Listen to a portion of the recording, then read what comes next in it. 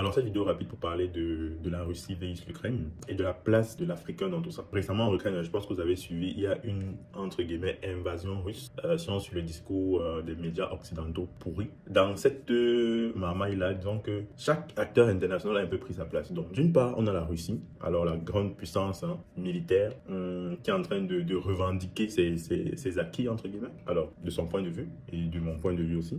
Et d'autre part, on a les États-Unis qui ont décidé de ne pas intervenir en Ukraine, mais qui envoient des armes quand même, qui envoient du soutien. On a à côté de ça l'Europe aussi, qui bouge, qui marmaille, qui ont prévenu qu'ils allaient frapper fort si jamais la Russie osait attaquer l'Ukraine, mais qui au final n'ont pas levé le pouce. Malgré ça, ils donnent quand même des aides à l'Ukraine. Alors, il y a la Chine, on le sait, tous soutient économiquement la Russie, malgré le fait qu'elle ait décidé aussi de ne pas intervenir militairement, alors de ne pas prendre position tout de suite, mais on sait que voilà, elle soutient l'Ukraine parce qu'on le sait tous, depuis le début de l'attaque, l'Ukraine a été sévèrement sanctionnée par tous les Occidentaux du point de vue économique, du point de vue des échanges, etc. Elle avait besoin d'un soutien, et quel meilleur soutien que celui de la Chine. Quoi, l'apport des Africains, c'est-à-dire dire la position des Africains dans tout ça, c'est quoi? Et encore une fois de plus, c'est la pleurnicherie. Encore une fois de plus, c'est la mendicité. Donc voilà un continent incapable de prendre des actions. Souvent dans le contexte d'une guerre, donc les civils fuient la guerre en fait et vont se loger dans les pays limitrophes au pays qui est en guerre en fait. Et récemment, j'ai vu plusieurs vidéos sur internet qui montraient que les civils qui vivent en Ukraine à la peau noire, c'est-à-dire les Africains ou les descendants d'Africains, sont juste refoulés par des policiers blancs.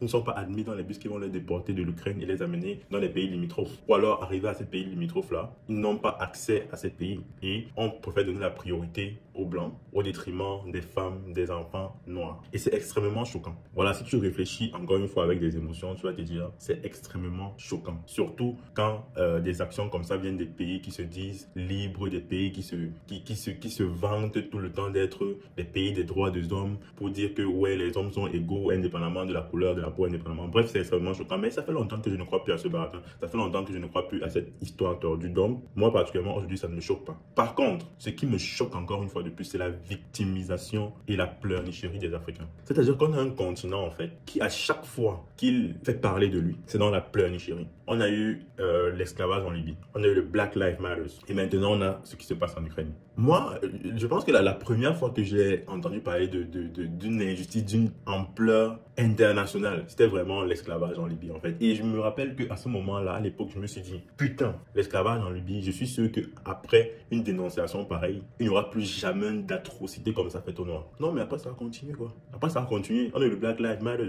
Black Lives Matter, on a chanté tout. Black Lives Matter, Black Lives Matter. Les conneries, ça n'a toujours rien changé. Et là, on a cet incident en Libye. Donc, pour ceux qui ne l'avaient pas encore compris, la pleurnicherie, le fait de pleurer, de dire que ouais, on nous tue, ouais, on ne nous reconnaît pas, ouais, nous sommes des moins que rien, ça ne mène à rien, en fait. Ça ne mène à rien. Comme on dit, la force respecte la force. Si aujourd'hui on respecte la Chine, c'est parce qu'ils sont économiquement forts. Si on respecte la Russie aujourd'hui, c'est parce qu'ils sont militairement forts. La force n'a de respect que pour la force. Et à y réfléchir, je me dis, mais pourquoi est-ce que les Africains comptent sur le soutien des Européens, sur le soutien des bus, des trains, des avions européens pour sortir de l'Ukraine? Je veux dire, on a des compagnies aériennes. On a fait la CAN c'est là quelques mois. C'est pas en bus ou bien c'est pas en taxi que les joueurs sont venus. On a des avions en Afrique. Mais pourquoi ces avions-là ne vont pas chercher les Africains comme les autres pays font pour leurs ressortissants? Pourquoi est-ce que nous on attend que ce soit les autres qui viennent nous chercher? Mais je ne comprends pas. En tout cas, j'espère que pour une énième fois, parce que je veux dire, on n'a même pas besoin de cet épisode-là pour comprendre que